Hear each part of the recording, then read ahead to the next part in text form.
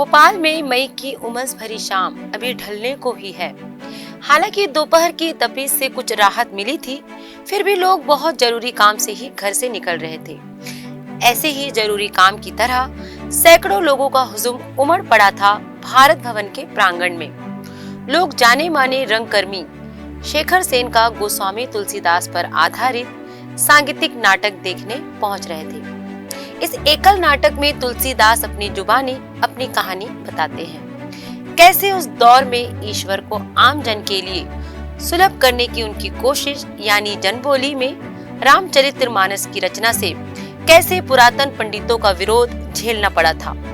इस नाटक में शेखर सेन ने हनुमान को जिस तरह इस्टेब्लिश किया और तुलसी के साथ उनके रिश्ते को जिस तरह दर्शकों के बीच लेकर आए, वो कई मायनों में अद्भुत था।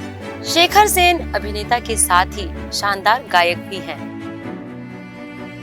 इस नाटक में उन्हें अपनी इस प्रतिभा को सामने लाने का अच्छा अवसर मिला है। कई प्रसंगों में वे मानस की चौपाई या फिर हनुमान चालीसा का पाठ करते नजर आते हैं। इस संगीतमय नाटक में हास्य व्यंग के साथ ही कई दृश्य में काफी मार्मिकता के पुट डाले गए हैं। नाटक खत्म होने के बाद जनधारा ग्रुप के प्रधान संपादक सुभाष मिश्र शेखर सेन से मिलते हैं। सुभाष मिश्र से बेहद गर्मजोशी से मिलते हुए शेखर सेन ने कहा, आपसे मिलकर लगा मानो छत्तीसगढ़ की बयार आ गई।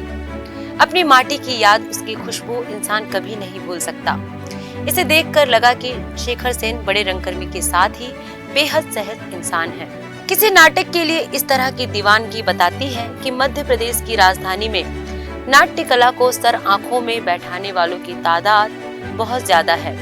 एक ऐसे दौर में जब नाटक दर्शकों के लिए तरस रहा है, वहाँ टिकट लेकर इतनी बड़ी भीड़ नाटक देखने पहुंची है। इस जन समुदाय को देखना बेहद सुखद अनुभव था। वीआईपी न्यूज के लिए आशीष तिवारी की रिपोर्ट।